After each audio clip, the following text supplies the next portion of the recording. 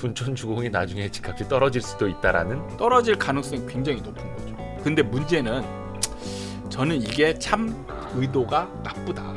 일부 개인들의 희생을 담보한 경제 살리기인 거죠. 대구가 2010년부터 20년까지 올라간다고. 네.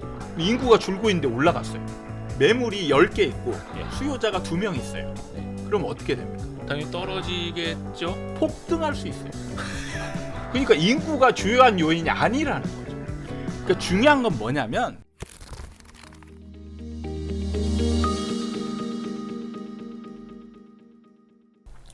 아파트 사이클 연구소 이현철 소장님.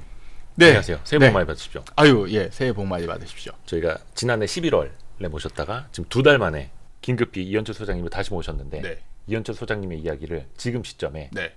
다시 들어야 되는 이유를 네. 좀 한마디로 요약해 주실 수 있을까요? 정부가 하는 행동에 대해서 예. 너무 분통을 터뜨릴 필요는 없다. 네. 그러니까 정부가 왜 이런 거를 하는지를 좀 이해하고 네.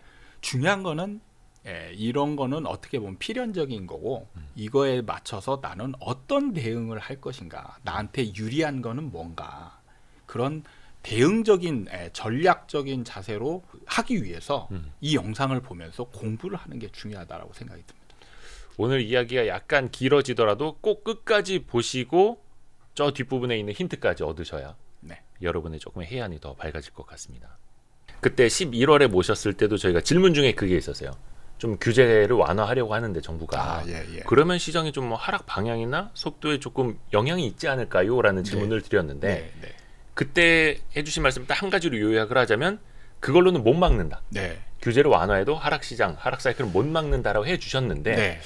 생각보다 종합 세트로 나와버린 더 거예요. 세게 나왔죠. 많이 나왔죠. 네. 그래서 우와 이만큼을 과연 소장님도 예상 못 하셨을 텐데 네. 그래도 시장 영향이 있지 않을까? 네. 이걸 꼭 여쭤보고 싶었어요. 아, 그렇습니다. 요즘에도 그 질문 많이 받으시죠? 네, 정말 많이 받습니다. 중요하니까 뭔가 터닝 포인트가 되나? 예, 아파트 그렇죠. 투자는 사이클이라는데 혹시 다시 상승 사이클 네. 기대감이 있을 수 있거든요. 네. 주변에 그래도 기대하시는 분들 좀 있지 않나요? 뭐 주변보다는 이제 그 구독자나 네. 그 제가 이제 제 채널에서 그 정책 나오고 나서 그 저는 이제 좀 텀이 좀 있거든요. 바로바로 찍질 않으니까 아 영상을. 영상을 바로바로 찍는 네. 게 아니니까 텀이 좀 있는데 왜 이렇게 안 올리냐. 뭐 아, 난리가 났었습니다, 댓글에. 네, 네.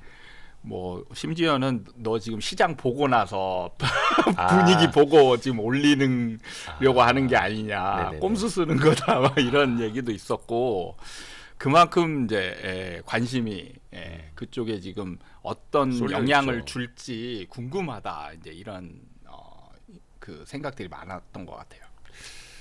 우선은 그러면 전체적인 결론부터 듣고 시작을 해볼까요? 네. 13 대책이라고도 하더라고요. 1월 3일에 대책. 나와가지고 네. 총평. 일단은 네. 규제 지역 해제, 민간 택지 분양가 상한제 해제, 전매 제한 완화, 뭐 중도금 대출, 네. 요것도 이제 완화를 한 거죠. 거의 이제 기준을 폐지한 거고. 그렇죠. 1주택 청약 당첨자 기존 주택 처분 네, 의무 네, 폐지 뭐 여러 가지가 나왔습니다. 네. 굵은 것만 5가지예요. 네. 요거는 어떻게 하락을 멈출 수 있을까요? 장을 돌릴 수 있을까요? 어떻게 보세요? 저는 이제 그 순서, 예. 시기가 중요하다라고 항상 강조를 하는데 네.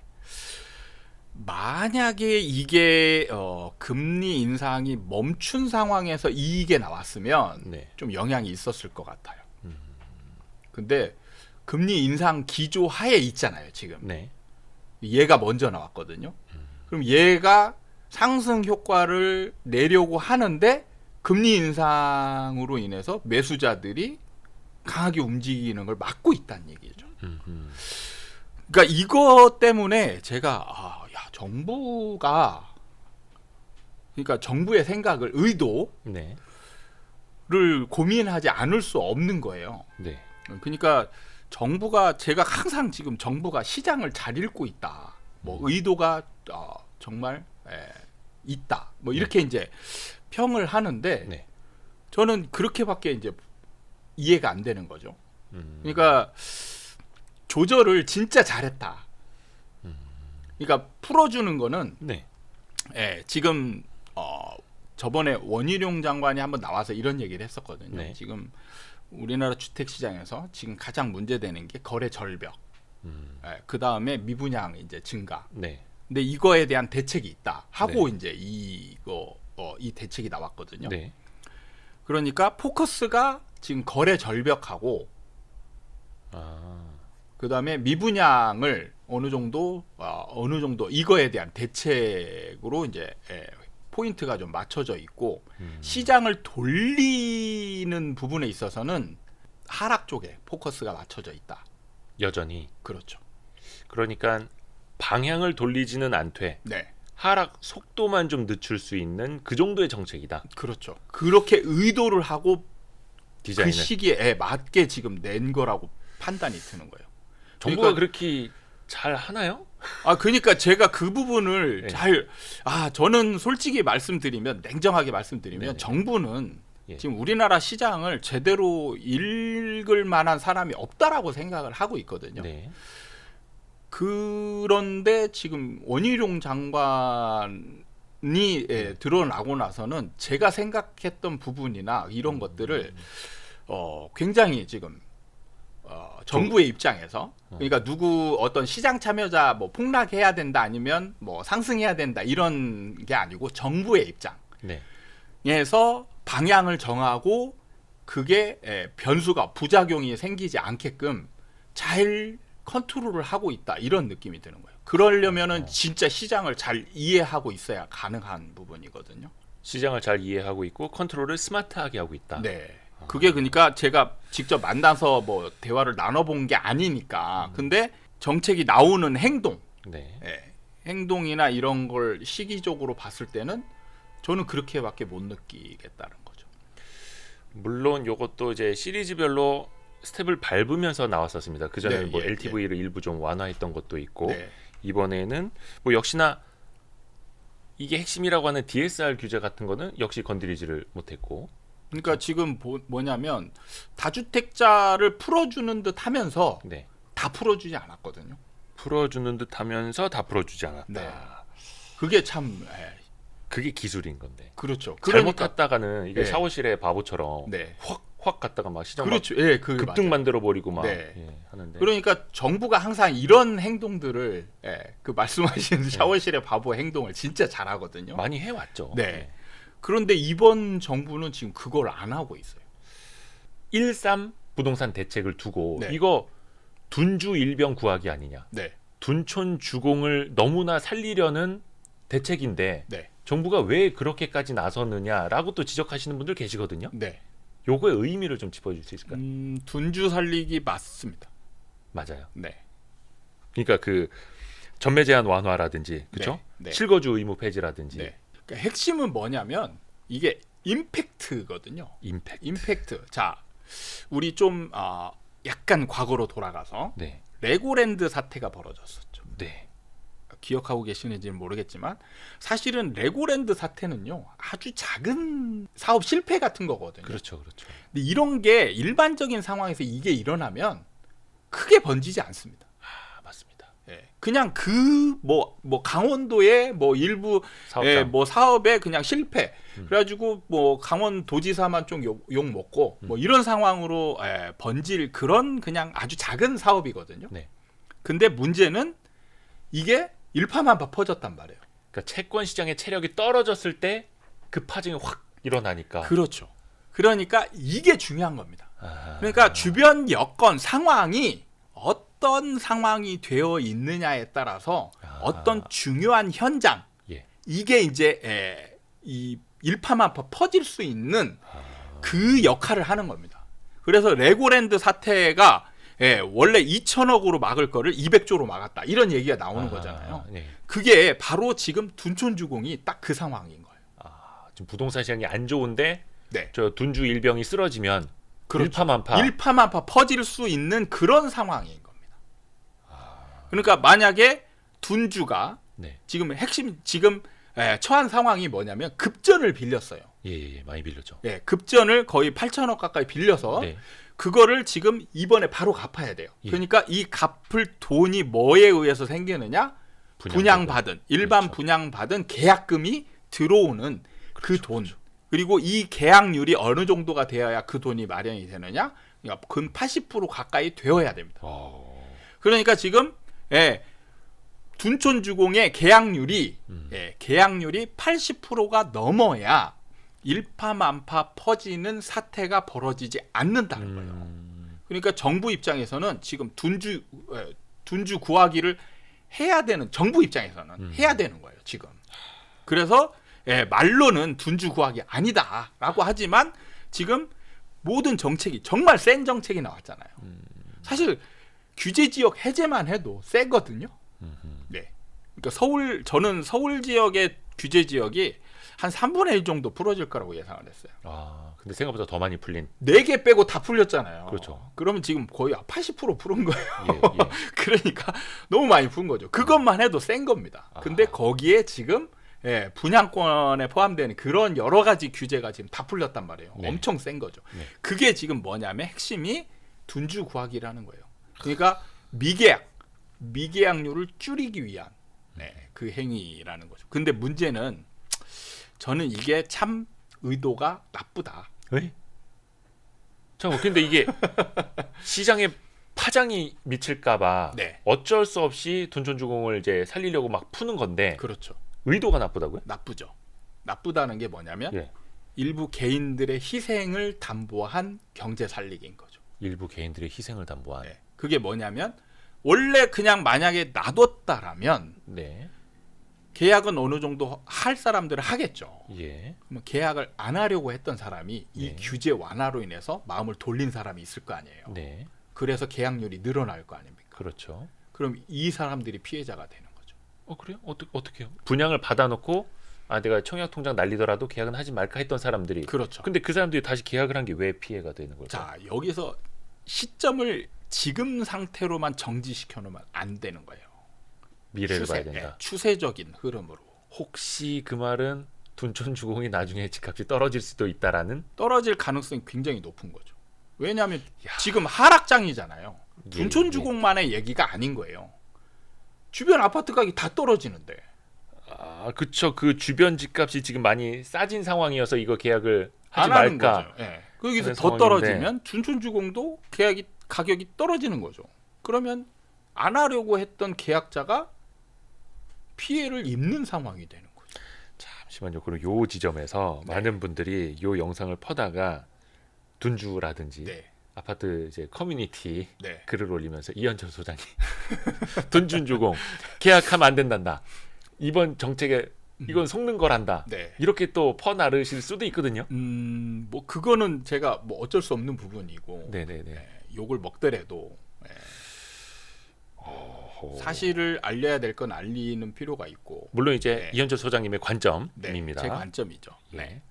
그러니까 지금 정부는 이 정부 원희룡 장관이 한 얘기만 딱 그걸 자세히 살펴봐도 그건 똑같은 얘기예요. 뭐냐면 원희룡 장관은 이 대책을 내오면서 뭐라고 했냐면 이걸로 인해서 집값 올라가지 않는다.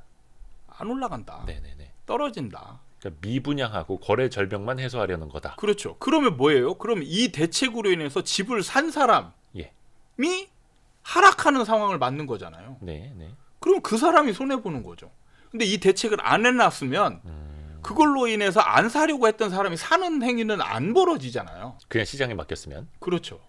그러니까 지금 정부는 아주 굉장히 나쁜 의도를 가지고 있다라고 볼 수밖에 없는 거죠. 그냥 이거는 대마를 살리기 위해서 소를 희생시키는 지금 그런 의도를 가지고 있는 굉장히 어떻게 보면 나쁜 거죠. 그러니까 대마불사가 됐는데 그 대마를 살리기 위해서 둔촌주공에 이제 청약을 한 사람들을 희생시키는. 그렇죠. 요거는 조금 되게 세죠. 세네요. 네. 세네요. 근데 아까도 이야기해 주셨지만 또 정부는 이런 거래절벽 상황과 미분양 상황을 또 방치할 수는 없고. 그렇죠. 그러니까 저는 정부 입장은 충분히 이해는 한다. 이해는 하는데 피해자가 나올 수밖에 없다. 그렇죠. 그러나 그러니까 정부의 역할이라는 게 참 그런 거일 수도 있는. 딜레마죠. 딜레마입니다. 항상 정책은... 모든 사람을 만족시킬 수 있는 정책은 단 한 개도 없다라는 거죠. 그렇죠. 만인을 다 행복하게 네. 만들 수는 없다. 그럼 누군가는 어떤 이득을 얻기도 하고 누군가는 그걸로 인해서 반작용으로 피해를 보는 사람도 생긴다라는 거죠. 그러니까 지금 이 대책은요. 예.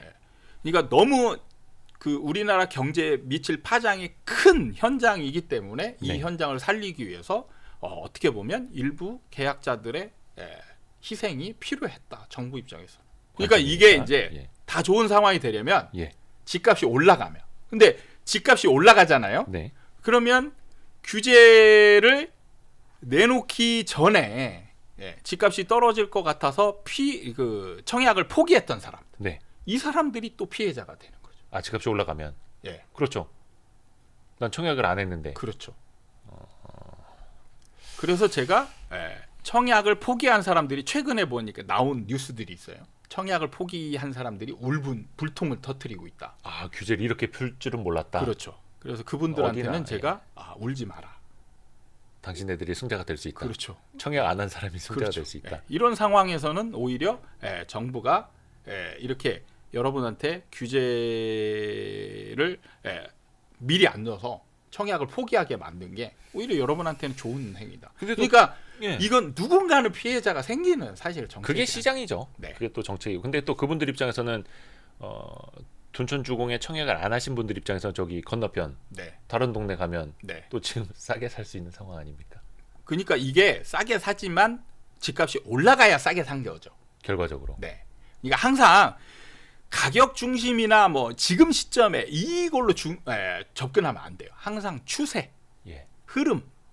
그러니까 앞으로 가격이 더 떨어질 것이냐 올라갈 것이냐. 그러니까 지금 충분히 떨어진 가격도 더 떨어질 수 있다라는 거죠. 근데 반대로 생각해 보면, 그러니까 정책을 세부적으로 읽을 줄 모르시는 분들은 네. 와, 이 정도면 많이 풀린 거 아니야? 네. 이제 좀 집 보러 오지 않을까? 네. 집 보러 가야 하지 않을까 생각하실 수는 있는데 네. 그게 아니라는 거죠, 결론적으로. 그러니까 집으로 많이 오고 있어요. 가고 있는데 계약으로 연결이 안 돼요. 근데 이제 거래 절벽하고 미분양 해소에 초점을 맞춘 정책이다라고 평가를 해주셨는데 네. 그러면은 정부의 의도가 스마트하게 들어맞으려면 네. 거래라도 살아나야 될 거 아닙니까? 네. 거래는 좀 살아나고 있습니다.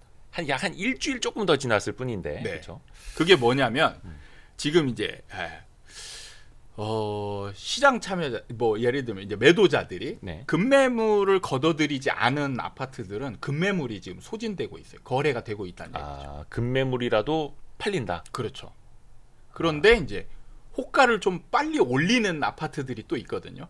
급매물 이제 밑장 빼는. 그렇죠. 그런데도 예. 거래가 안 되는 거죠.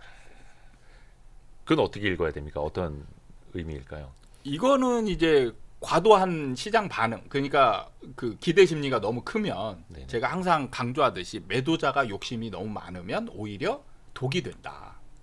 서로 그냥 간극만 커지고 거래는 그렇죠. 또 안 되고. 그렇죠. 안 되는 거죠. 그러니까 여기서 가만히 있으면 올라갈 수 있다. 가만히 있으면 올라갈 수 있다. 매도자가. 잠시만요. 근데 네. 이제 그 말씀은 네.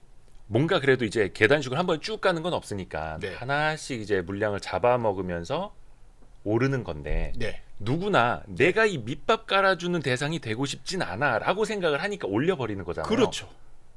그게 사람의 심리고 그걸 조절할 수 없게 되는 거예요. 누가 인위적으로 조절할 수 없어요. 그래서 시장이 변화하지 않는 원인이 되는 거예요.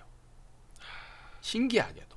진짜 당장 정말 어쩔 수 없는 급매물들만 거두지 않고 그것만 거래가 되는 거고 네. 급매물이 또 빠지고 나면 다시 갭이 커질 거다. 그렇죠. 호가를 올리고 호가 올리면 매수자들은 그러니까 지금의 매수자들의 심리는 뭐냐면 네. 싸면 산다 이거죠. 싸면 산다. 그렇죠. 급매물이면 야, 이 가격 정도면 규제도 풀어졌고 금리 인상도 좀 있으면 이제 멈출 것 같고 네. 그러면 지금 싼 가격에 나오는 물건들을 사놓고 있으면 그걸 버티면 나중에 좋은 날이 오지 않을까. 이걸 기대하는 거거든요. 그러니까 핵심은 뭐냐면 싸게 사겠다라는 거예요. 그 기준이 이제 싸게 산다라는 기준이 뭐 지역마다 사람마다 처한 상황마다 다 다를 수는 있겠지만 네. 일반적으로 그런 이야기 있거든요. 최근 거래가, 직전 거래가 혹은 고점 대비, 네. 고점 대비가 더 정확할 것 같습니다. 한 30% 정도 떨어지면 네. 매수 심리라는 게 좀 발동을 한다라는 네, 네. 이야기가 있는데 거기는 동의하세요 혹시? 그 부분은 동의를 하긴 하는데 네. 그게 행동으로 연결되는 게 어렵습니다. 보러는 가는데 네. 계약까지는 네. 이어지지 않는. 네. 그게 쉽지 않은 부분이에요. 아니 그러면 네. 어느 지점에선가 뭔가 거래가 활발해지는 지점이 나오기는 나올 것 아닙니까? 활발해지더라도 상승으로 전환되지는 않아요. 그러니까 여기서 많이 그 사람들이 착각하는 게 뭐냐면 네. 거래가 그러니까 사람들이 시장이 변화하는 게 네. 많이 사서 변화한다라고 생각하는 거죠. 네. 그러니까 거래량이 많아져서 매수자들이 많이 사게 되면 이제 상승한다. 뭐 거래량은 가격을 선행한다라는 말도 있으니까요. 네. 그렇지 않아요. 그렇지 않습니다. 그러면 돌아설 때도 거래량 없이 돌아설 수 있다는 뜻인가요? 아니면은 거래량이 많아져도 돌아설 수 없다라는 뜻인가요? 둘 다 맞는 거죠. 그러니까 하락장에서 거래량이 늘더라도 네. 시장을 상승으로 돌리지 못하고, 네네네. 그 다음에 바닥장에서 이제 상승을 할 때 거래량이 없어도 상승한다라는 거죠. 그러면 종합적으로 얘기를 해보면 저절로 움직이는 거예요. 자동적으로. 그러면 네. 어떤 것들이 더 풀려야 되는 거예요? 그러면 아까 이제 규제는 규제가 풀리는 게 핵심이 아닙니다. 이제 금리랑 같이 맞물려야 되는 아니요, 거예요? 금리도 핵심이 아니에요. 그러면요? 전세가 핵심입니다. 전세. 네. 그래서 항상 우리 아파트 사이클 이야기를 해주실 때도 네. 전세 가격이 좀 반등을 해야 되고 네. 가격을 또 밀어줘야 되고 미분양 물량들이 또 해소가 돼야 되고 네. 요걸 이제 필요 조건으로 말씀을 해주시는데 네. 그럼 지금은 그 상황이 아니라는. 아니죠. 뭐냐면 기본적으로 전제가 돼야 될 게 상승으로 가려면 전세가율이 높아야 돼요. 전세가율이 그러니까 뭐 얼만큼 높아야 되느냐. 네. 그러니까 과거로 돌아가서 가장 바닥권에 있을 때에 그 아파트의 그 지역의 최고 전세가율. 네. 그 정도에 근접을 해야 이제 상승할 수 있는 여건이 마련이 되는 겁니다.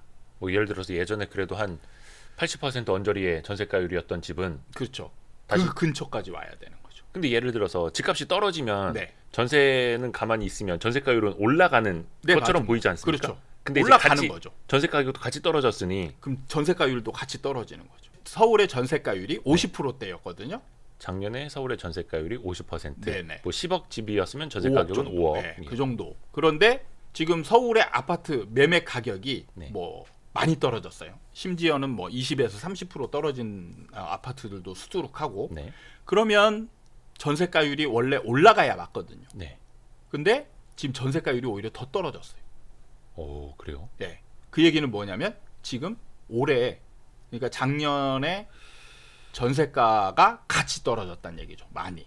그리고 오히려 전세 가격이 더 떨어졌거나. 네, 네. 그렇죠. 그러면은 항상 말씀해 주시는 밑에서 올려줄 판이 같이 내려가고 있는. 그렇죠. 그러니까 이게 전세가가 버텨주고 있어야 이제 매매가가 떨어질 때 아니면 전세가 떨어지는 것보다 매매가가 더 빨리 떨어져야 그게 이제 전세가율이 높아지는 상황이 되는데 지금은 비슷하게 아니면 전세가가 더 많이 떨어지고 있는 상황이 되기 때문에 전세가율이 높아지질 않고 있어요.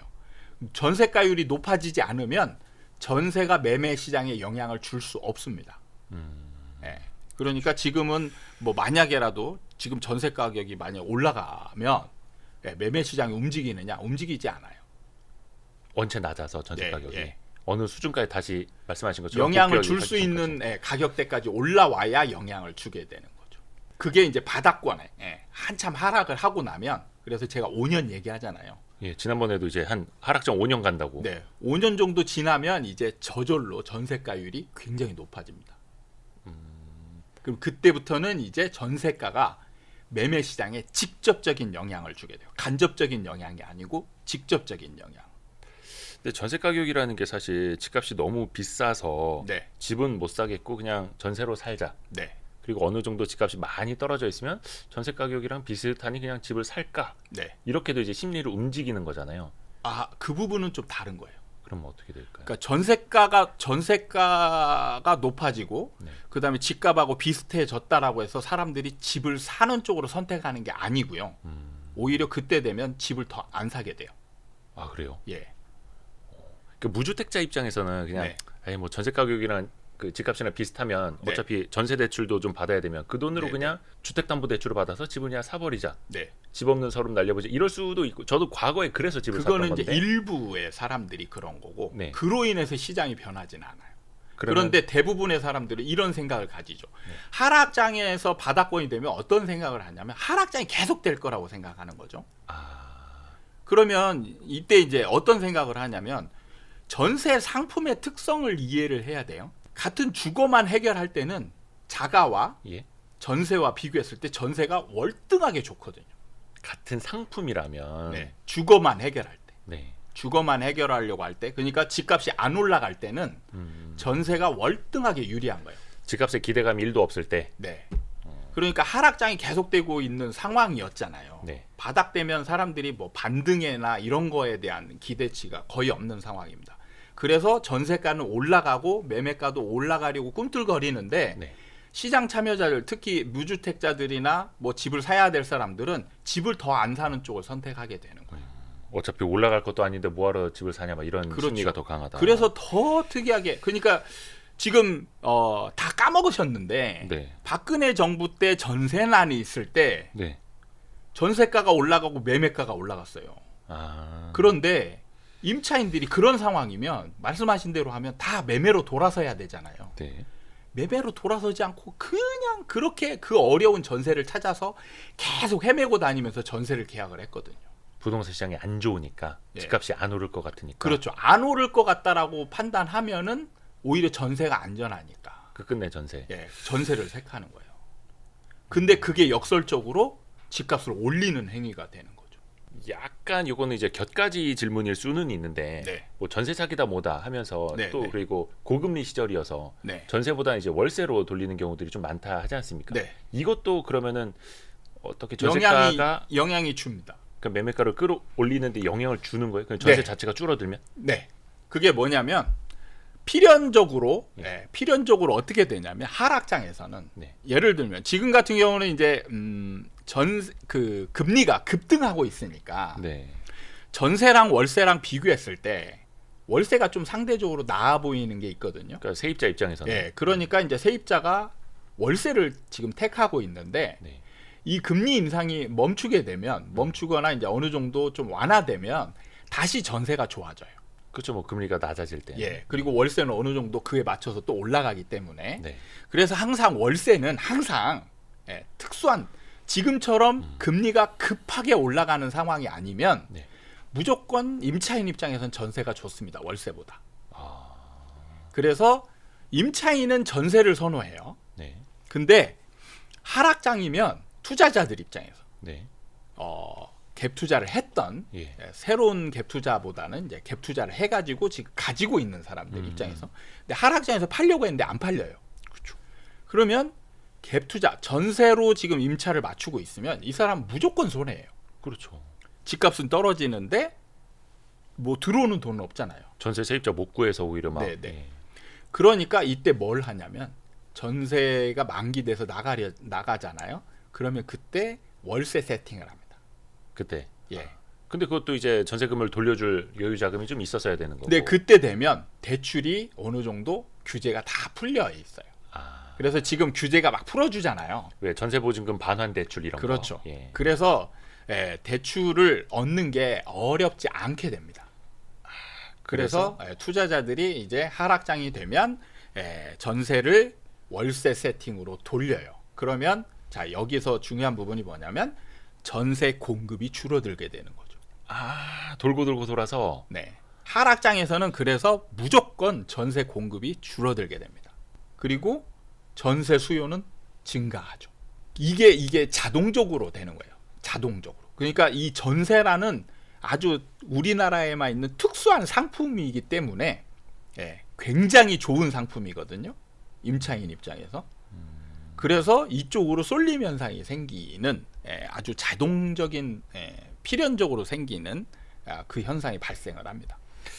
한번 제가 제대로 이해를 했는지 한번 정리를 해볼게요. 네. 그럼 이제 갭 투자한 사람들은 네. 물론 이제 전세 세입자 새로운 사람들 이제 구해야 되는데 만약 네. 그게 어려워질 경우에는 뭐 보증금을 대출을 받아서 내주고 네. 월세로 전환을 한다. 그렇죠. 근데 월세 전환이 많아지면은 전세 공급 수량 자체가 감소를 하는 거고 네. 이게 일종의 나중에는 전세난을 불러올 수도 있는 거고 그렇습니다. 그러면 전세 가격을 올릴 수도 있는 거고 네. 그 후에 전세 가격이 어느 수위까지 오르면 그때 집값이 올라갈 수도 있는 거고 네. 야 이게 제대로 이해는 하긴 했는데 이게 사이클이 어렵네요. 네. 생각보다 쉬운 듯 하면서 어려운 게 이 우리나라 주택 시장의 특성이 다른 나라와 다른 특성이 있거든요. 네. 이걸 완벽하게 이해를 해야 돼요. 그렇죠. 이게 전세라는 것도 거의 우리나라에만 있는 네, 거니까. 그래서 전세라는 상품에 대한 특성을 진짜 완벽하게 이해를 해야 됩니다. 이거 중요한 포인트네요. 근데 대부분은 전세라는 상품을 이해하지 못하고 있어요. 그냥 우리 생활에 그냥 당연히 있었던 거니까 그냥 이런 건 당연한 게 아닌가 이런 생각을 하거든요. 근데 제가 이런 질문을 하면 깜짝 놀라요. 전세라는 상품이 왜 없을까요? 어디요? 외국이요? 외국에 없고 네네네. 우리나라에도 네. 전세라는 상품은 아파트 주택 시장에만 있습니다. 네네 그렇죠 그렇죠. 그럼 이게 이렇게 좋으면 다른 상품에도 있어야 되는 거예요. 그렇죠. 뭐 렌트도 다 이제 월세니까. 예, 없습니다. 근데 그게 그거를 이해해야만 그게 왜 없는지. 그 다음에 예를 들면 제가 만약에 미국 시장이 네. 자, 미국 부동산 시장이 올라갈 게 확실해요. 네. 확실하다고 그냥 가정을 할게요. 예. 그래가지고 내가 야 이때 미국 부동산 시장에 투자를 하려고 해요. 그러면 우리는 갭 투자를 하잖아요. 네.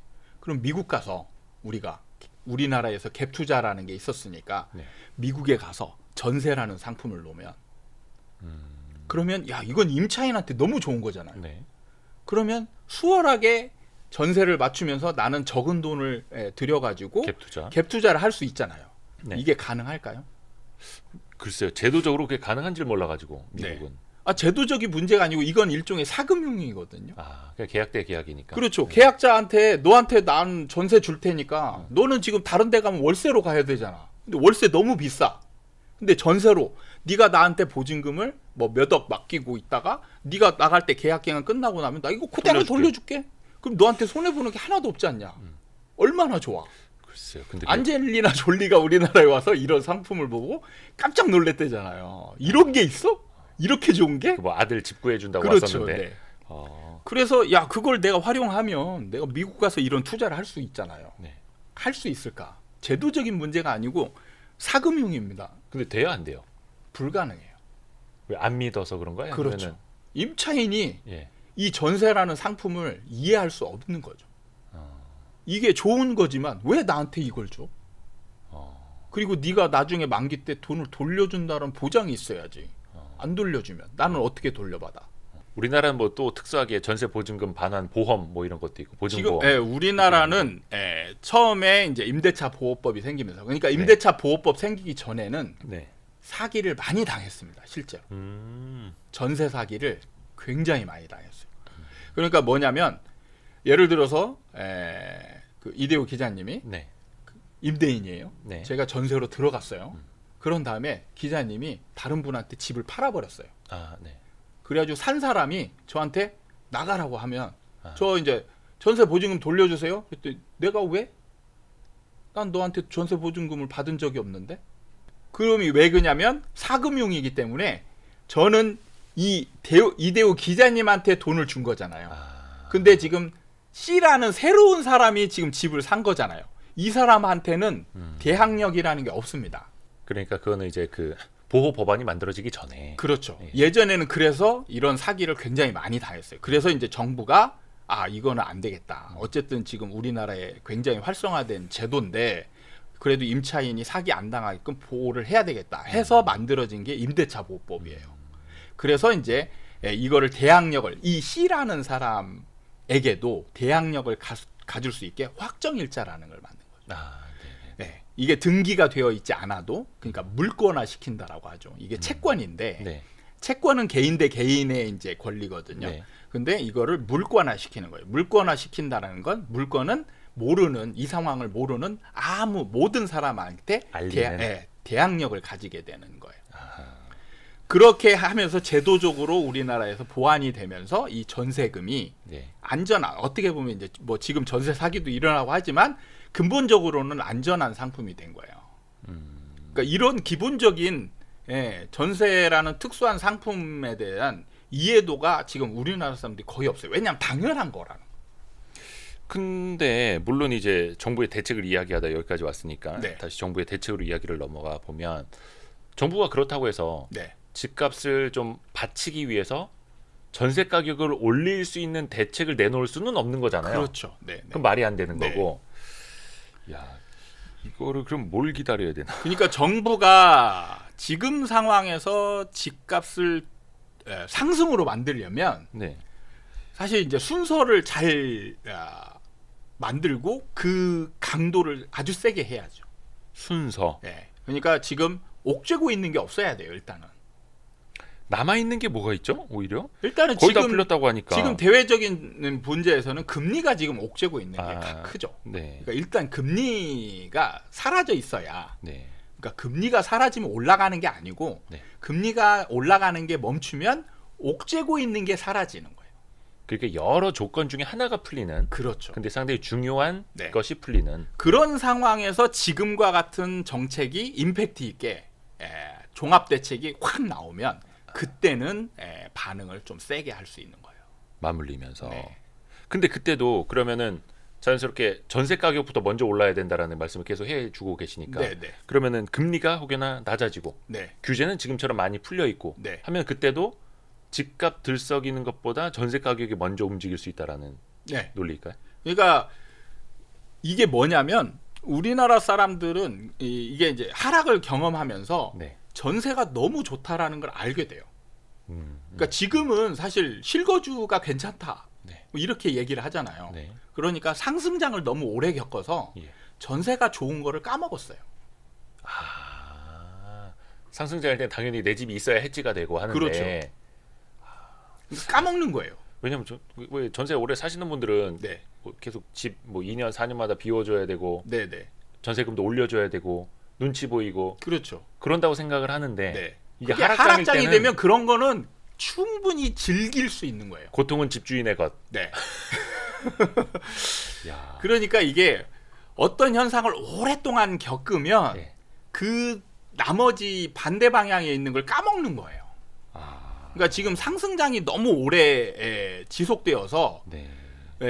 실거주는 괜찮다라는 프레임이 자연스럽게 갖춰진 거예요. 그래서 지금 무주택자들도 어떻게든 지금 지금 상황에서는 집을 사려고 노력하고 고민하고 그렇죠. 막 지금 그래서 지금 이번 대책이 불안한 게 그런 거예요. 나는 지금 집 살 준비가 안 돼 있는데 너무 빨리 올라가면 내가 또 뒤처지는 거 아닌가. 약간 이거는 개인적인 생각이고 주변에 그런 생각을 갖는 분들도 소수가 있어서 드리는 질문인데 네. 이번 대책 딱 나오고 나서 네. 부동산 바닥 찍는 거 아니야? 네. 여기서 잡아야지 완전 찐 바닥 잡는 거 아니야? 네. 이제 보러 가야 되는가 이렇게 생각하신 분들이 있었는데 네. 네. 그거는 소수. 소수라기보다는 그분들 아마 실제로는 행동 잘 안 할 거예요. 그리고 막상 그분들이 손이 안 나가는. 그렇죠. 그분들이 행동하더라도 시장에 반향을 일으키지 못하는 거죠. 시장에 미치는 영향은 없을. 네. 그리고 만약에 이런 분들이 실제로 행동을 좀 옮기더라도 네. 그분들의 행동을 막는 매도자들의 또 행동이 벌어지는 거죠. 호가를 올리고 매물을 걷어들이고. 그러면 지금 가격이 메리트 있는 가격이야라고 생각하면서 달라들었는데 네. 호가를 올려버리면 그것도 이분들은 적게 올리지 않거든요. 그러니까 막 5억이라고 해서 보러 갔는데 10억이라 해서 보러 갔는데 네. 5억 5천.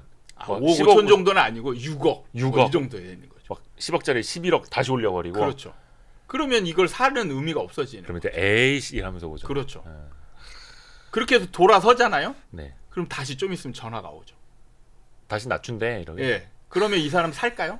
안 사요. 됐다 그래요, 막 이렇게. 네. 재밌네요. 이게 인간의 심리가 참 이렇게 오묘합니다. 그래서 주변에서 이게 뭐 된다 막 이런 이야기도 많이 들려야 되는데 사실 최근에 나온 뉴스 보면은 13 대책 이후에 네. 며칠 동안은 호가는 올랐는데 네. 거래는 별로더라. 네. 또 이런 리뷰들이 나오고. 그렇죠. 그러니까 가격을 올리면 그게 독이 된다라는 걸 매도인들이 알아야 되는데 오히려 지금 여기에 환호하면서 이제 상승장이다. 그럼 여기서 내가 본격적으로 얻을 걸 다 얻어야지 하면서 호가 올리고 이런 행위가 실제로 상승으로 연결될 수 없게 스스로 막는 거예요. 만약에 그 집을 산다면 뭐 지금 상황이 됐든 네. 아니면은 조금 이제 하락장의 마무리장에서든 됐든 실수요자가 먼저 움직이는 겁니까? 아니면 조금 투자 수요 혹은 투기 수요가 먼저 움직이는 걸까요? 집을 사게 되면 네. 투자 수요가 먼저 투자 수요가. 네. 그러니까 항상 경험이 있는 사람이. 그러니까 제가 현장에 있으면서 네. 감탄을 한 적이 굉장히 많은데 저는 이제 어느 정도 이론을 갖추면서 이 시장에 대한 현장 경험 많아요. 그거를 네. 지금 공부해서 지금은 이제 바닥권이다 이런 걸 이제 가지고 있잖아요. 네네네. 근데 상담을 해보면 네. 이론이 없어요. 누가요? 집 사러 온 사람이? 그렇죠. 이론이 없고, 예. 그냥 감으로. 네네. 야, 지금쯤이면 지금 이런 가격이면 더 떨어질 수도 있어. 네. 그런데 나는 이 가격이면 살 거야. 왜? 과거에 이런 경험을 했었기 때문에 이런 정도면 좀 지나면 오르더라. 근데 이게 어떤 이론을 제시하지는 못하는 거죠. 이분이 이론이 있는 게 아니니까. 근데 감이에요. 촉. 경험. 경험에 의한 촉. 네. 근데 실제로 진짜 투자자들 중에 이런 감이 진짜 좋은 분들이 많아요. 그래서 그분들은 바닥이 어느 정도 되잖아요. 네. 그럼 그분들이 먼저 진입하는 거예요. 근데 그분들로 인해서 오르는 게 절대 아니에요. 그것도 아니에요? 예. 제가 아까 얘기했잖아요. 전세에 의해서 자동으로 올라간다. 그러니까 투자 수요는 그냥 먼저 진입할 뿐 네. 그분들이 시장을 움직이는 건 아니고. 제가 그 부분에 대해서 진짜 현장에서 정말 심도 있게 연구를 하고 계속 지켜봤어요. 네네네. 그러니까 저도 옛날에는 네. 똑같은 생각을 했습니다. 그러니까 누군가가 사야 올라가지. 네. 사야 올라가지. 뭐 다른 요인에서 올라가는 건 말도 안 되고 생각도 할 수가 없는 거잖아요. 그래서 바닥권에서 진짜 누가 사는지를 계속 지켜보고 연구를 했어요. 그런데 그 사람들이 그렇게 많이 사지는 않고 그걸로 인해서 올라가는 현상도 없고 호가도 그러니까 매물도 그러니까 예를 들면 그거잖아요. 매물들이 많이 나와 있으면 올라가려면 이걸 다 사야 올라가죠. 네. 그런데 매물들을 보면 움직임이 별로 없어요. 가격도 그대로. 누군가 사긴 사더라도 매물 조금 없어지기만 할 뿐 그대로 있어요. 그래서 변화가 없는데 근데 어떻게 해서 올라가지? 결국 실수요자들까지 움직이고 전세 수요가 넘어오고. 아니요. 전세에 의해서 진짜 밀려 올라가요. 밀려 올라가요. 그런 다음에 투자자들이 진입을 하고 그런 다음에 이제 전세가 올라갈 때 전세가 올라가는 거에 지친 일부 무주택자들이 야 진짜 더러워서 산다. 임대인한테 치를 떨면서 이제 그러면서 진입을 하고 그런데도 불구하고 그 대부분의 무주택자들은 계속 그런 상황에도 임대 물건을 찾아다녀요. 그러니까 더 굉장히 시장에 부정적인 거예요. 그 사람들은. 근데 사실 그런 이야기 있더라고요. 끝끝내 집을 안 사고 전세만 사는 사람들은 실수요자 층에서 빼야 된다. 그 사람들은 집값이 암만 올라도 안 사, 암만 떨어져도 안 산다. 그렇죠. 라는 논리도 있더라고요. 그건 맞죠. 시장 참여자가 아니죠. 그 사람들. 근데 그 사람들은 임대 시장에서는 수요자죠. 임대 시장 수요자. 전세 가격을 올릴 수는 있는 사람들. 그렇죠. 그 사람들로 인해서 전세가가 올라가면서 매매가를 밀어 올리는. 그러니까 아이러니한. 그러면 약간 지역에 따라서 다 달라질 수는 있겠습니다만 그래도 집값이 조금 바닥 대비 좀 오른 곳이 있을 텐데 거기가 전세 가격이 먼저 오르면서 오른 게 아니라 전세 가격이 유지가 되거나 그런 상황에서 집값만 좀 올랐다면 오른 거래가 좀 있었다면 요거는 약간 사상누각이 될 수도 있다는 말일까요? 그럴 수도 있고 더 올라갈 수도 있고 그래요. 그런 데들은 뭐냐면 이제 그 서울 수도권 지역이 아니고 지방의 일부 도시 같은 경우는 그 인구 자체가 그 시장의 에너지가 되거든요. 에너지가 되는데 각 그 지방에 있는 도시는 서울 수도권에 비하면 에너지가 굉장히 작잖아요. 그러면 그 작은 에너지는 외부 투자자들의 의한 환경에 좀 취약하게 되는 거죠. 그래서 어느 정도 올랐는데 외부 투자자들이 지속적으로 서울에 있는 투자자들이 막 내려와서 그 물건을 그 동네를 집중적으로 공략을 하면 계속 올라가겠죠. 그러니까 이제 약간 왜곡 현상이 벌어지긴 해요. 그게 최근에 일어났던 게 강원도 지역이죠. 강원도 같은 경우는 거의 내부 그 강원도 도민들은 거의 거의 건들지 않았어요. 외지 투자자들이 불이 나게 산 거죠. 그로 인해서 지금 금리 인상이 이렇게 심한 상황에서도 네. 강원도는 최근까지 올랐었잖아요.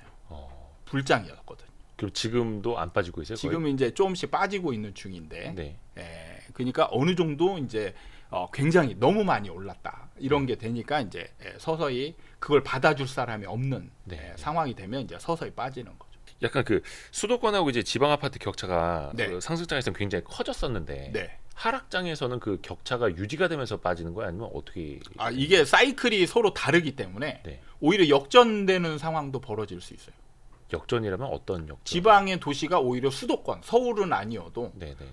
원래는 사실 수도권의 가격들이 지방의 도시보다는 높아야 맞죠. 네. 그런데 지방 도시가 오히려 가격이 더 높은 상황이 벌어질 수도 있죠.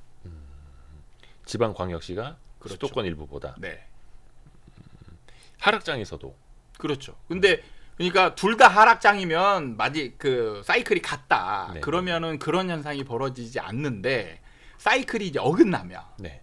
각자 이제 독립적이거든요. 네. 그러니까 서울 경기도 시장은 하락을 하고 예. 그다음에 지방의 일부 도시가 어느 정도 상승을 하게 되면 네. 완전 역전되는 거죠. 그러니까 동일하다고 보시면 안 되는 거예요. 같은 분위기로 다 같이 가는 게 아니라. 네, 다릅니다. 근데 이제 지금과 같은 분위기가 네, 뭐 지역별로 어디는 올랐다 이게 아니라 네. 뭐 뉴스들을 보면은 네. 그냥 다 안 좋은 것 같더라고요. 사실 그 부분을 좀 세밀하게 안 보셔서 그런 부분이 있습니다. 그러니까 지금 지표상으로 보면 네. 전북 지역하고 예. 강원도 지역은 상승으로 지표가 나옵니다. 근데 관심이 없으니까 잘 모르시는 거죠. 저 전북 강원도까지는. 예. 그러면 거기는 전세가율이 좀 높아요? 거기는 전세가율이 높았었죠. 특히 전북 지역은 전세가율이 굉장히 높았습니다. 좀 어떤 배경이 있었길래 다른 데보다 좀 잘 버티고 혹은 상승도 찍히고 하는 거예요? 그러니까 사이클이 그냥 다른 거죠.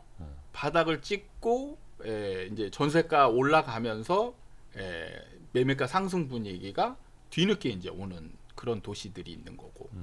그 다음에 뭐 대구 같은 경우는 오히려 서울보다 먼저 떨어졌잖아요. 먼저 떨어졌죠. 그러면 나중에 서울보다 먼저 올라갈 수 있는 겁니다. 그러니까 대구가 모르겠어요. 그러니까 상승장에서는 어떤지 모르겠는데 네. 하락장에서는 항상 바로미터 역할을 대구가 하지 않았나요? 대구가 그러니까 사이클이 좀 서울보다 선행해서 움직이는 그게 있어요. 선행을. 그러니까 상승장도, 상승 그렇죠. 사이클도. 네. 상승장도 먼저 상승해서 올라갔습니다. 대구 같은 경우가 아마 2009년인가 10년부터 상승을 했어요. 네. 그러니까 서울 수도권은 한 2014년부터 이제 본격적으로 상승했잖아요. 네. 그러니까 대구가 먼저 올라갔죠. 먼저 올라가서 굉장히 더 오랜 기간 올랐어요. 2020년까지 올랐으니까. 그래요. 예. 그러니까 이런 특별한 지역별 분석을 하는 게 아니고 네. 우리는 이제 약간 편협된 상식에 사로잡혀 있죠. 그러니까 인구가 적은 데는 위험해. 네. 그렇지 않아요. 그래요? 네. 그래도 인구가 나중에 진짜 그 수요자 역할을 한다 막 이러면서 네. 인구가 많은데 그리고 또 신규 인구가 많이 유입되는 데가 네. 좋다라고 알고 있는데 네. 그것도 아니에요? 인구가 절대적 요인이 아니거든요. 그래요? 네. 그러니까 지금 여기서 많은 착각이 뭐냐면 예. 일단 많은 사람들이 1인 1수요로 착각하는 부분. 예. 그다음에 외지에서 오는 수요를 또 간과하는. 간과하고. 그러니까 투자자가 있다라는 부분을 간과하는 거죠. 근데 그 외지인들도 결국은 네. 그 지역 수요를 보고 투자를 하는 거잖아요. 그 지역에서 월세나 전세를 얻을 사람들이 많으니까 아닙니다. 내가 그게 투자해 아니고 놔야지. 이거 아니에요? 올라가고 있으면 사는 거예요. 그냥 가격을 본다. 예. 올라가고 있으면 올라갈 거니까 투자자들은 올라가서 더 올라가기만 하면 돈을 버는 거잖아요. 네네. 예, 그러니까 미리 들어가는 것보다 오르는 걸 보고 들어가거든요.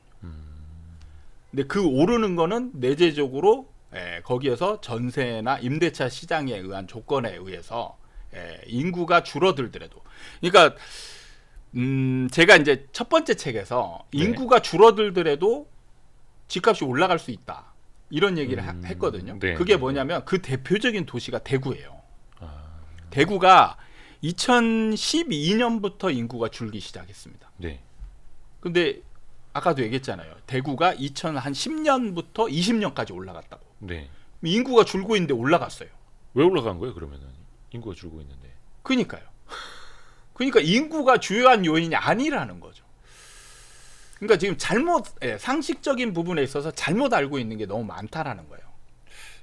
아니 근데 저는 왜 그런지가 되게 알고 싶은데 저도 네. 2005년부터 2007년 초까지 대구에 있었거든요. 네, 네. 근데 그때 항상 뉴스 할 때도 보면 뭐 네. 대구 경기가 안 좋다, 네. 인구가 빠져나간다, 산업 경쟁력 그렇죠. 잃어버리고 있다. 네, 네, 맨날 네. 그런 뭐 네, 네. 지방 공동화 현상이네 뭐네.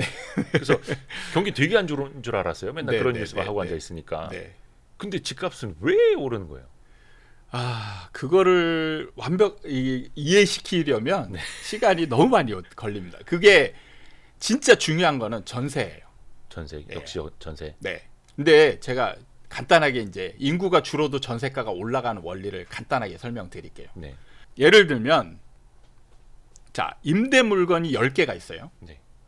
임차인이 10명이 있습니다. 네. 그러면은 전세가가 올라갈까요? 떨어질까요? 아니면 제자리일까요?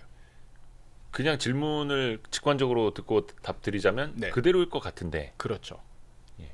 그런데 올라갑니다. 10대 11대요? 네.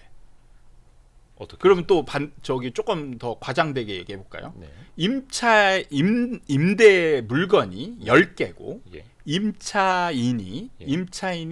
8명이에요. 예. 그러면 어떻게 될까요? 떨어질 것 같은데. 올라갑니다. 공급이 더 많아도요? 네. 그거를 이해를 해야 돼요. 자, 이해가 그걸 안 되는데. 이해하려면 예. 뭘 봐야 되냐? 전세 상품의 특징을 이해를 하면 돼요. 자, 월세와 전세는 제가 뭐가 좋다고 했죠? 전세가. 그렇죠. 예. 그러면 시장에서는 어떤 일이 벌어지냐면 임대 물건이 10개라고 얘기했죠. 네. 그럼 반반 나누면 5대 5가 되죠. 예. 보통 시장에서는 이렇게 반반 나오거든요. 전세 월세. 네, 공급이. 예. 그러면 수요자는 아까 8명이라고 얘기했죠. 네. 8명이 5개의 전세로 몰리는 거예요. 그런 다음에 여기서 5명이 계약하고 3명이 탈락하겠죠. 네. 그럼 3명은 어쩔 수 없이 월세를 선택하는 상황이 됩니다. 그래서 실제 전세의 수요는 더 많다라고 봐야 된다. 항상 많습니다. 원래. 그래서 전세가가 예. 매매가보다 네. 더 오랜 기간 완만하게 올라갑니다. 아. 지금 떨어지고 있으니까 또 막 그거를 이제 이해 못 하시는 분들도 있을 수 있는데 이런 상황은 이제 굉장히 임대차 3법으로 인한 굉장히 특수한 상황이에요. 네.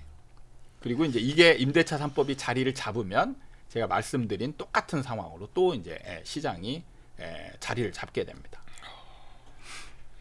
그래서 이 전세 상품이라는 걸 잘 이해를 하면 인구가 줄어도 전세가가 올라가는 원리를 이해를 하게 돼요. 그리고 그로 인해서 이제 매매가 밀어 올리는 그런 상황까지 이해를 하게 됩니다. 근데 이게 하락장이 되면 더 심해져요. 그러니까 하락장이 되면 하락 기간 동안에 공급은 계속 줄어든다고 했죠. 네. 공급은 줄어들고 월세로 많이 전환한다고 돌리니까. 했어요. 네. 근데 자, 그러면 월세가 많아지면 전세가를 떨어뜨릴 수 있냐? 이런 이제 의문이 들 수도 있죠. 네. 그렇지 않아요. 항상 전세 쪽으로 더 몰리기 때문에 네. 월세는 전세의 종속적인 상품이 되는 겁니다. 전세가 대비 월세가 얼마인지를 보면서 조정을 그렇죠. 하니까. 네. 그래서 월세가 많아져도 전세에 영향을 크게 안 줘요.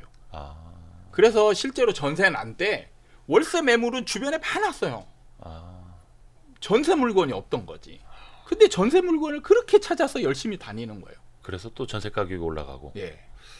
아까 그 규제 완화 이야기랑 좀 네. 강남 쪽 이야기를 좀 했으면 좋겠는데 네. 뭐 우리가 뭐 강남 집값을 걱정해서 그러는 거는 아니고 또 이게 굉장히 상징성이 네. 있다 보니까 네. 규제를 완화를 했는데 강남 쪽은 안 풀었습니다. 네. 강남 3구랑 용산 쪽은 이제 규제적 해제도 하지를 않았고. 그렇죠. 요거는 좀 어떤 이유에서일까? 진짜 이거 풀면 거기가 들썩일 것 같아서 그렇다고 일까요? 봐야죠. 그러니까 상징성이 있다라는 건 뭐냐면 네. 상징성이 있기 때문에 거기를 사려고 하는 사람도 꽤 많다라는 거죠. 그렇게 되면 그 지역을 좀 적극적으로 그래도 이 가격대 되면 네. 야 다른 거 무시하고라도 난 무조건 사야 되겠다. 이런 사람들이 많다라고 볼 수 있는 거죠. 그렇죠. 여기만 안 풀어줬다라는 건 여전히 여기가 핵심이다라고 정부가 또 찍어준 거다라는 라고 또 반대로 해석하시는 분들도 계시고. 그럴 수도 있죠. 근데, 핵심 지역이기 때문에 네. 규제를 쉽게 풀어주기 어려운 겁니다. 근데 저희도 몇 번 다뤘습니다만 강남 지역에 앞으로 2년 동안 입주 물량이 상당히 많다 하면서요. 네.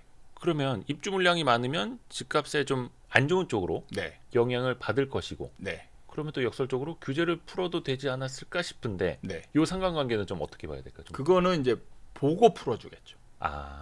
그러니까 선도적으로 풀어주게 되면 네. 자 여기서 이제 또 잘못 이해하고 계신 부분이 뭐냐면 제가 잘못 이해한 게 참 네. 많네요. 입주 물량이 네. 무조건 하락 요인이 아니에요. 입주 물량이 많아도 올라갈 수 있다. 네, 올라갈 수 있습니다. 실제로 2018년, 19년 때 네. 서울 수도권의 입주 물량이 진짜 역대 최고치였어요. 그래도 올라갔잖아요. 2018, 19년도에? 네. 그러니까 뭐냐면 근데도 그때는 막 공급이 부족하다고 하지 않았었던 거예요? 그러니까요. 예. 그러니까 뭐냐면 상승장에서는 예. 입주 물량 상태가 프리미엄이 다 붙어 있거든요. 프리미엄이 많이 붙어 있으면 입주할 때 절박한 사람이 없어요. 프리미엄이 잔뜩 붙어 있으면. 그러니까 예를 들면 헬리오시티를 생각하시면 됩니다. 네. 헬리오시티 입주할 때. 네. 입주할 때 헬리오시티 분양가가 얼마였냐면 7억대였어요. 네. 입주할 때 13억까지 올라갔어요. 예. 입주할 때 가격이. 예. 그래서 전세를 50%에만 맞추면 분양 가격이 되는 거죠. 그러네요. 그럼 이 사람들은 잔금을 내가 마련을 해놨는데 남아요. 돈이 남아요. 그래서 여유가 있다. 예, 그러니까 이게 빨리 맞춰지지 않아도 여유가 있는 거예요. 급하지가 않은 거죠. 그러니까 중요한 건 뭐냐면 사람들이 급하냐 안 급하냐 이게 더 중요해요. 물량보다. 네. 하기나 그 헬리오시티는 엄청난 대규모 물량이어가지고. 네. 근데 그래서 많은 전문가들이 헬리오시티 입주할 때 입주 물량이 어마어마하니까 떨어질 거라고 예상한 분들이 진짜 많았잖아요. 그 당시에. 네네네. 근데 그게 다 틀린 거잖아요. 그게 핵심이 뭐냐면 시장 상태에 따라서 입주 물량의 효과도 달라지는 거예요. 근데 지금은 하락장이니까 하락장에서는 입주 물량 효과가 어마어마하게 커집니다. 시장 상황에 따라서. 그렇죠. 근데 자 규제를 강남을 먼저 풀어줬어요. 네. 그래서 강남이 먼저 상승하고 있습니다. 그럼 입주 물량이 많아도 효과가 떨어지는 거죠. 그래도 치고 올라갈 수 있고. 그렇죠. 근데 반대로 지금은 하락장이고 강남은 규제를 풀어주지 않았고. 그렇죠. 입주 물량이 있으면 이제 그때 효과가 많고. 나는 거죠. 그러면은 이런 상황이 벌어지고 나면 이제 정부가 좀 안심하고 풀어줄 수도 있죠. 그럼 소장님은 네. 강남 3구는 조금 더 하락이 될 수 있다고 보시나요? 그렇죠. 더 하락하죠. 당연히. 다른 지역보다 더. 더 하락할 수도 있습니다. 지금은 좀 덜 떨어졌기 때문에 덜 떨어졌나요? 조금 덜 떨어졌죠. 다른 지역보다는. 아예 안 떨어진 지역도 있습니다. 그러니까 소장님의 지론이 입지가 좋다고 해서 안 떨어지는 게 아니다. 그렇죠. 떨어질 때는 다 같이 떨어진다라는 이야기잖아요. 시간차만 존재할 뿐이죠. 근데 이제 앞으로를 내다보자면 네. 23년, 24년 정도를 한 1, 2년을 보자면 네. 강남이 더 더 타격. 떨어질 수도 있는 거죠. 왜냐하면 다른 지역은 이미 떨어졌잖아요. 네네. 근데 강남에 뭐 이제 많이 떨어진 데도 있지만 안 떨어진 데도 있거든요. 그럼 안 떨어진 데들이 이제 떨어지는 거예요. 거기가 좋아서 안 떨어진 게 아니고. 버티는 거죠. 그러니까 안 떨어지는 건 뭐냐면 거래가 안 일어난 거예요. 그러니까 갭이 너무 크다는 거죠. 네. 매도자들이 예를 들면 10억인데 예. 10억에 놓고 매도자들이 전부 다 10억에 놓고 아무도 싸게 안 파는 거예요. 매수자들이 지금 주변 가격이 한 20% 30% 떨어졌잖아요. 그럼 네. 매수자들이 원하는 가격은 7억 8억 정도죠. 그러면 안 맞잖아요. 가격이. 네. 그러니까 거래가 아예 안 일어나는 거죠. 거래가 아예 안 일어나면 이 아파트는 떨어졌습니까? 안 떨어졌습니까? 안 떨어졌으니. 안 떨어졌잖아요. 네네. 호가도 지금 그대로 있고. 그러니까 지표상으로 이런 데들은 안 떨어진 게 되는 거예요. 그런데 떨어질 수밖에 없는 게 매수자들은 이 가격에 쫓아갈 생각이 아예 없거든요. 그러니까 아까도 말씀하신 것처럼 급하냐 안 급하냐, 누가 급하냐에 그렇죠. 따라서 사람 심리가 움직이고 그게 그게 가격을. 제일 중요합니다. 그래서 수량보다 지금 우리나라에서 지금 부동산 분석을 할 때 네. 가장 잘못된 부분이 수량적 분석 개념이에요. 거기는 정량적 분석이 안 되나요? 잘 안 맞나요? 그게 잘 안 되니까요. 그러니까 지금 급하냐 안 급하냐를 지표로 표현할 방법이 없잖아요. 그래서 제가 극단적으로 이런 얘기도 합니다. 매물이 10개 있고 예. 수요자가 2명 있어요. 네. 그럼 어떻게 됩니까? 매물이 10개 있고 수요자가 2명? 예. 당연히 떨어지겠죠. 폭등할 수 있어요. 그러니까 이걸 이해를 못하는 거예요, 사람들은. 폭등할 수 있습니다. 왜 어떤 상황이 되어야 폭등하느냐? 10명이 매물을 내놨는데 예를 들어 10억 아파트에 네. 10억 아파트에 10명이 매물을 내놨는데 15억에 내놨어요. 네. 버텨요. 그런데 매수자 2명이 있는데 사긴 사야 돼. 네, 그러다가 지쳐서 그냥 15억에 샀어요. 예. 그럼 폭등이죠. 어. 이런 일이 안 일어납니까? 일어났어요. 상승장에서 이런 일이 일어납니다. 그러니까 되게 극단적인 예시를 들어준 것 같기는 한데 실제 있었던 상황이에요. 그게 22년 막 그죠 상반기 그렇죠. 21년 말 막 이렇게 일어났던 거잖아요. 그렇죠. 그러니까 이게 극단적인 그냥 제가 뭐 이론 뭐 그냥 없는 거를 지어내고 상황을 만드는 게 아니고 실제로 이런 일이 일어났습니다.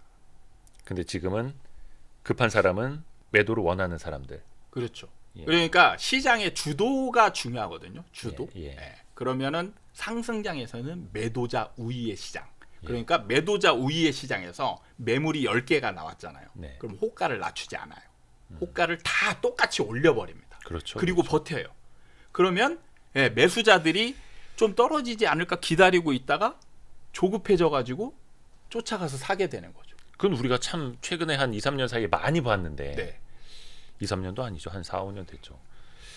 근데 이 본 거를 그냥 당연시하고 넘어가는 거죠. 근데 이걸 정확한 분석을 해야죠. 여기에 지금 수량적 개념은 오히려 역전이 돼서 말씀하신 걸로 매도 매물은 10개고 근데 수요자가 눈에 안 보이니까 이제 모르겠죠.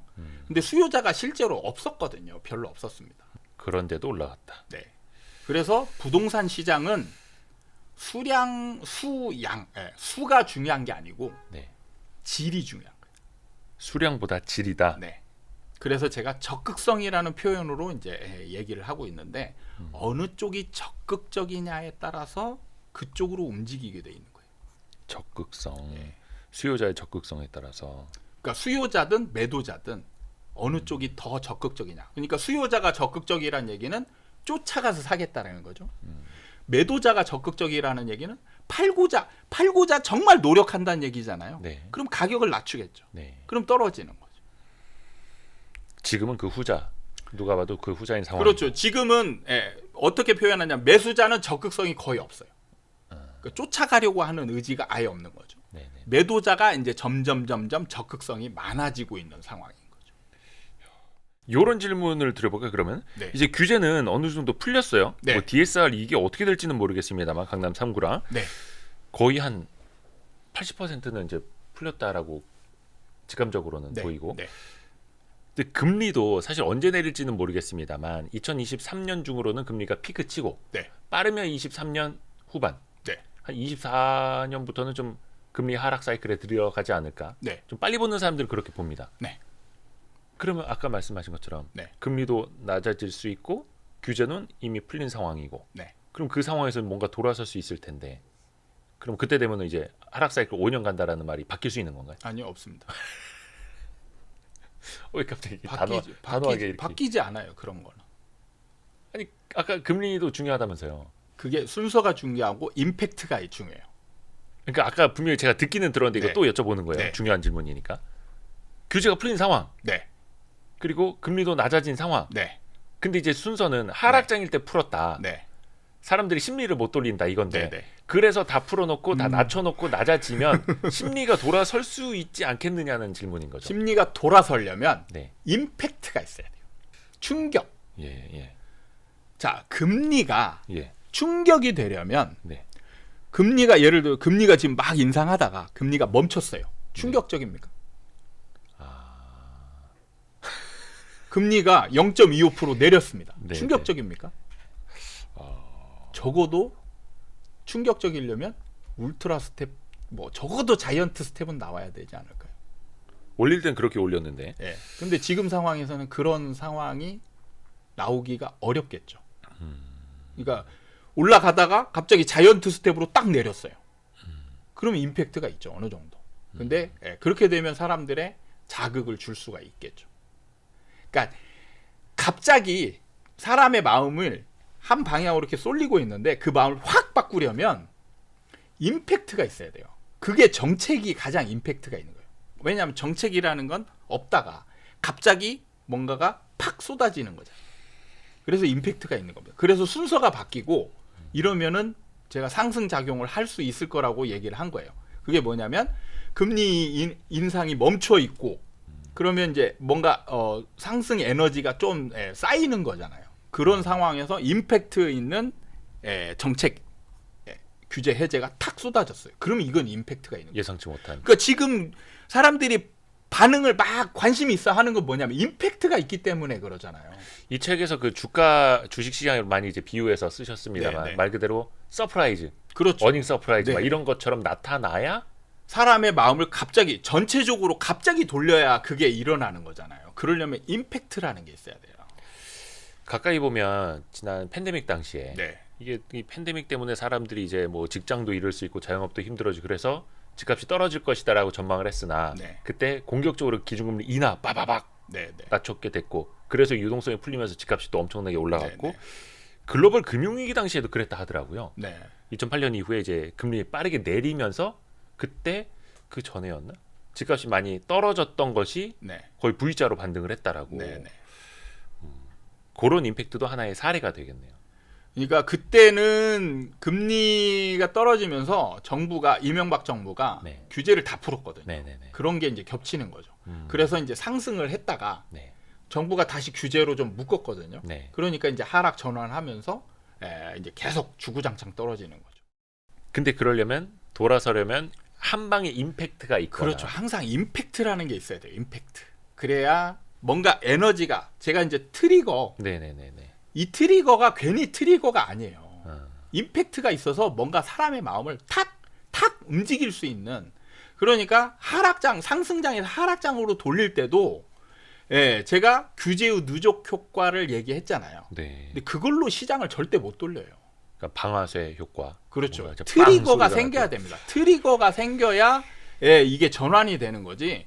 계속 누적된 데미지를 계속 잽을 날린다고 하더라도 이 사람이 다운되는 게 아니에요. 클리니트 한 방 있어야죠. 클리니트. 진짜 임팩트 있는 한 방. 그렇죠. 항상 그게 중요한 겁니다. 잽이 누적된다고 해서 쓰러지진 않는다. 전세를 역전시킬 수가 없다. 그러면 이제 그 5년을 말씀하신 건 아까처럼 이제 전세 가격이 받침이 되고 그게 올라서서 집값이 밀어오는 그 사이클이 돌아가기 작동하기까지가 한 5년은 걸린다. 그렇죠. 그러니까 예를 들면 이거예요. 예. 금리가 지금 하락장에서 예. 2%라. 예. 그러면 폭등할까요? 오를 것 같은데요? 안 올라요. 아니에요. 왜냐하면 집값이 떨어지는데 2%는 부담이 안 됩니까? 이자는 나가잖아요. 네. 손실만 생기죠. 아, 집값이 계속 하락하고 있다면 그렇죠. 그조차도 하락하고 있는 상황이잖아요. 그럼 하락하고 있는 상황에서 금리가 변화가 생긴다고 해서 그거를 돌릴 수 있는 게 아니라는 거죠. 그러니까 지금 뭐냐면 어쨌든 지금은 고금리 상황인 거예요. 일본을 예를 들면 예. 일본은 제로금리잖아요. 그렇죠. 그러면 말씀하신 대로 하면 일본은 폭등해야죠. 근데 왜 안 할까요? 아, 듣고 보니 그렇네요. 그러니까 뭐냐면 집값이 안 올라갈 것 같으면 네. 대출 금리가 싸도 예. 대출을 받아서 집을 사지 않는다는 얘기예요. 야, 그러네요.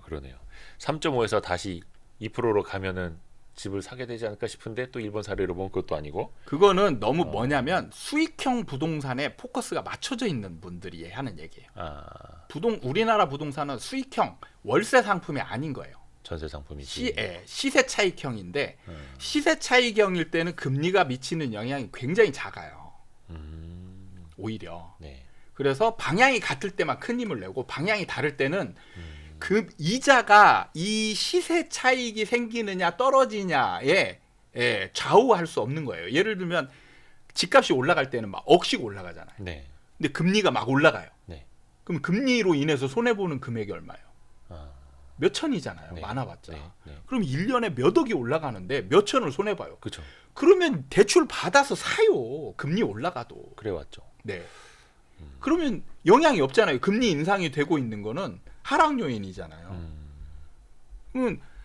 집값이 상승하고 있어도 못 돌린다는 얘기예요. 근데 집값이 지금 하락하고 있잖아요. 네. 하락할 때는 금리가 인하하더라도 집을 살 메리트가 없어요. 우리 소장님이 많이 말씀해 주셨던 것처럼 여러 재료들의 방향이 같아야 그게 바로 이제 큰 힘을 그렇죠. 낸다라는 네. 것도. 만약에 이제 뭐 그걸 돌릴 수 있는 임팩트 정도가 되려면은 3.5% 정도 되는 금리가 한 방에 2%로 낮아지든가. 뭐 그런 식으로 임팩트가 있으면 사람의 마음을 움직일 수 있는 거죠. 야, 이거는 뭔가, 그러니까 금리 자체 포커스가 있는 게 아니고 상징적인 게 되는 겁니다. 금리가 이 정도로 낮아졌는데 너무 좋다. 네. 사람들이 이렇게 구체적으로 고민하지 않고 아주 충격적인 그냥 임팩트에 반응하는 게 훨씬 더 크다는 얘기예요. 감정적인 동물이기 때문에.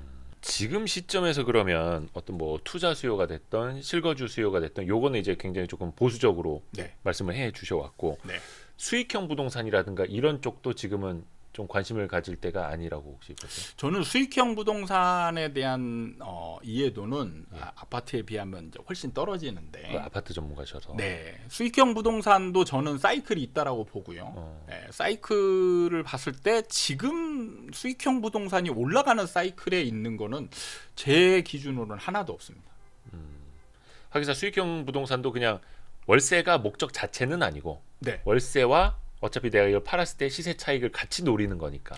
그게 뭐냐면 그 사이클이라는 건 또 그 단순히 그 월세라든지 이런 것들이 포함되어 있어요. 그러니까 예를 들면 상가 같은 경우는 월세가 올라가야 좋잖아요. 근데 월세가 떨어지고 있다라면 그리고 임차인을 얻기가 어렵다라면 그럼 이건 투자 가치가 떨어지겠죠. 근데 지금 상가 같은 경우는 특히 이번 코로나를 겪으면서 임차인들이 굉장히 힘들었어요. 폐업하는 임차인들이 늘어나고 있습니다. 그리고 신규 상가들이 굉장히 많이 늘어났어요. 지금 신규 상가들이 거의 공실인데들 많아요. 임차인을 못 맞추고 있다는 얘기죠.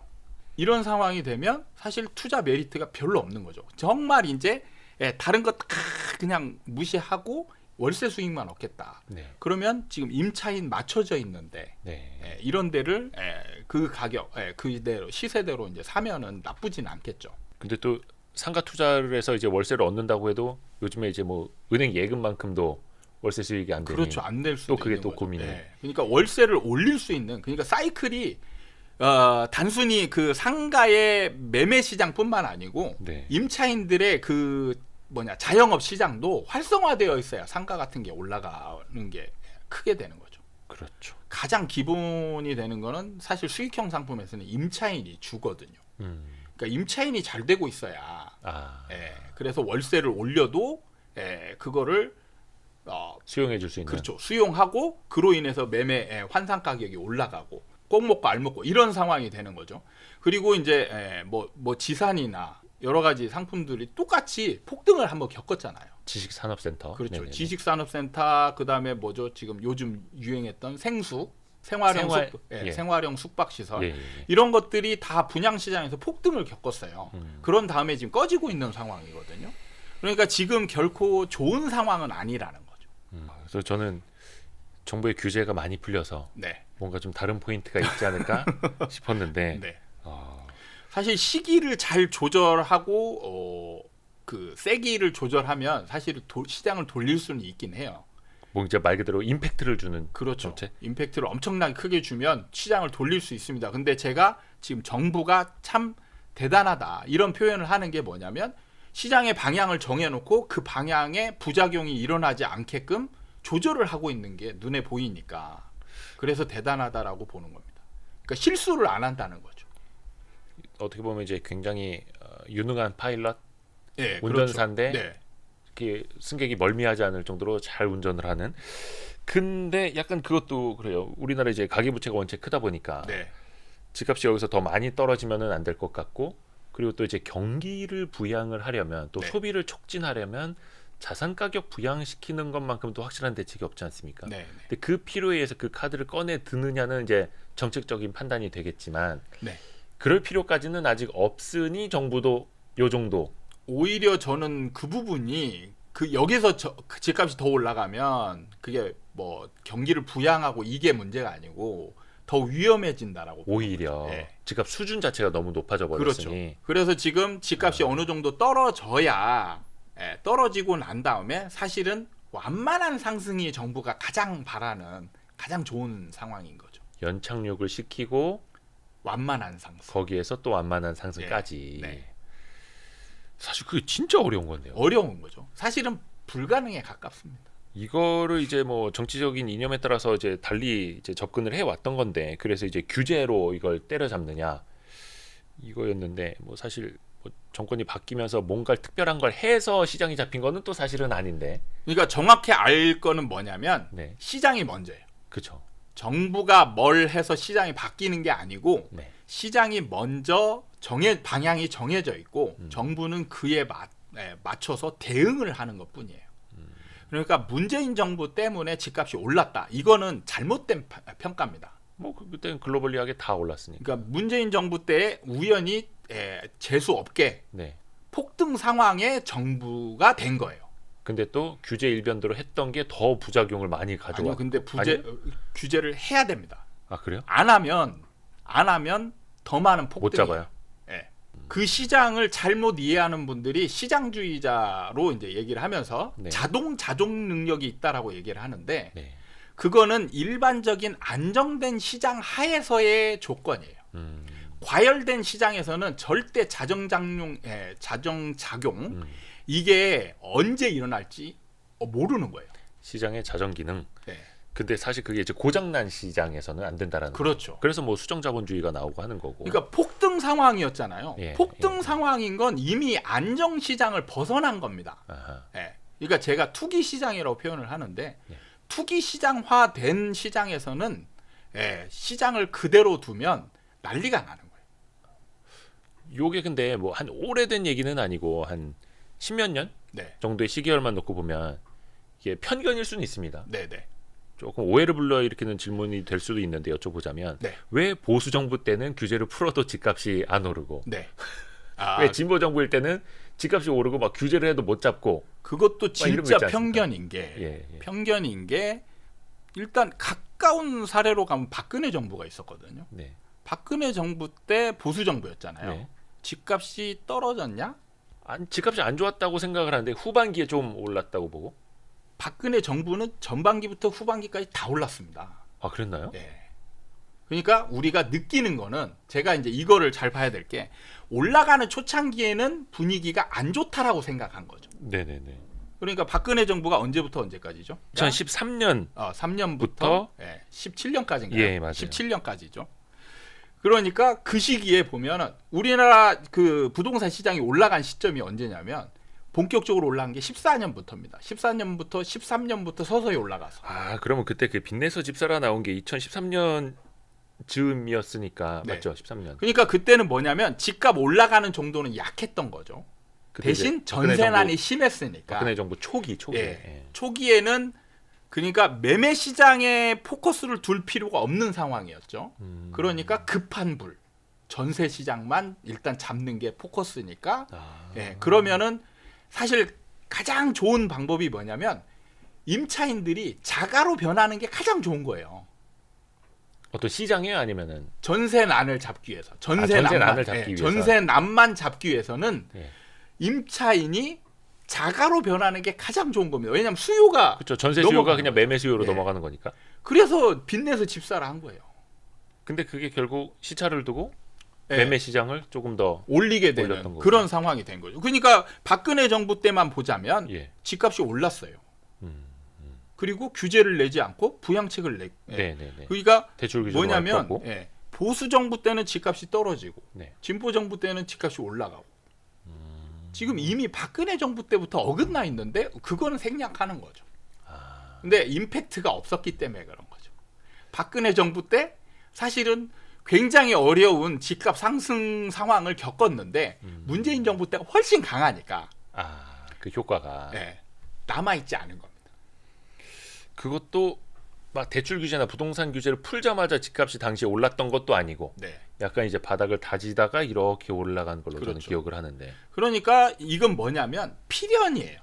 그러니까 박근혜 정부 때 일단 전세난이 급하니까 매매 시장이 올라가는 거는 고려할 필요가 없었죠. 그래서 빚내서 집 사라 라는 정책을 폈던 거고 예, 그래서 전세가와 매매가가 동반 상승을 했던 거예요. 근데 그게 무조건 그 과정은 필연적으로 투기 시장으로 무조건 우리나라에 연결이 되게 돼 있습니다. 전세부터 시작된 것들이. 그렇죠. 근데 이거는 어떤 정부가 박근혜 정부 때 누가 제가 만약에 제가 가장 뭐 시장에 대한 이해도가 높다라고 하는 제가 만약에 대통령이 됐더라도 네. 저는 막을 수 없어요. 이미 그러니까 문제는 뭐냐면 시장이 이미 뭔가 과열됐잖아요. 그 막을 방법이 없습니다. 그러니까 전세난이라는 거는 전세 시장이 이미 어마어마하게 과열된 거예요. 네. 그러면 어떤 걸로도 막을 수 없어요. 그냥 그대로 가는 겁니다. 좀 더 거슬러 올라가 볼까요? 네. 사실 이명박 정부 때는 그런 집값이 좋았었나요? 별로 그때는 떨어졌죠. 예, 계속 주구장창 그때는 떨어졌죠. 안 좋았죠. 네. 안 좋으니까 그래서- 규제를 다 풀어줬죠. 그렇죠. 이명박 정부 때 집값이 안 좋아서 박근혜 정부 들어서자마자 초반부터 대출이나 규제를 많이 완화했었던 네. 거고 네. 그 전에는 노무현 정부 때 집값이 또 많이 올랐던 걸로 네. 기억을 하고 네. 근데 이게 이제 단편적인 기억에 있을 게 아니라 이게 뭐 정책의 실패고 그러니까 이게 노무현 아니라 정부 때도 뭐냐면 노무현 정부가 들어서는 상황에 이미 시장은 오르고 있었어요. 그러니까 김대중 정부 때부터 오르고 있었거든요. 네. 김대중 정부 때는 그럼 왜 올랐냐? IMF 때문에 그걸 살리기 위해서 규제를 다 풀어줬잖아요. 네네네. 그러니까 이제 시장이 과열될 수밖에 없는 거죠. 그래서 오르기 시작하면 이때부터 막아도 이제 오르는 거예요. 그래서 노무현 정부 때는 그 과열된 시장을 막기 위해서 어마무시하게 노력을 했죠. 그런데 결국엔 못 잡았고, 네. 근데 폭등을 겪고 나니까 자연스럽게 이제 꺼지는 거예요. 김대중 정부 때 IMF가 왔고, 네. 또 2008년도에 이제 글로벌 리먼 금융위기, 브러더스, 예, 글로벌 글로벌 금융위기가 금융위기. 왔어. 그게 왔기 겹치면서 때문에 겹치면서 이제 떨어졌던 거. 커졌고 네. 그 거품이. 네.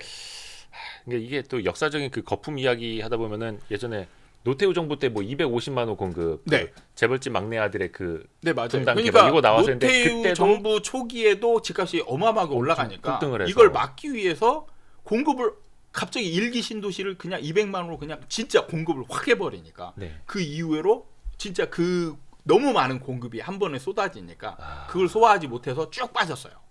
그때 노태우 정부 때도 그 올림픽 이후였나? 그러면서 막 좀 사람들이 이제 소득 수준 올라가고 하면서 막 네, 집이 많이 폭등을 필요했고 그때 폭등을 막 했고 투기 상황이 막 벌어지던 상황이었거든요. 근데 또 막 250만 원 공급하고 하니까 좀 잡혔다가 그렇죠. 아, 그러니까 진짜. 가장 안정적인 그 시장을 가졌던 게 오히려 김영삼 정부입니다. 그때는 이제 그 후반에 좀 외환 위기를 맞기는 했습니다만 네네.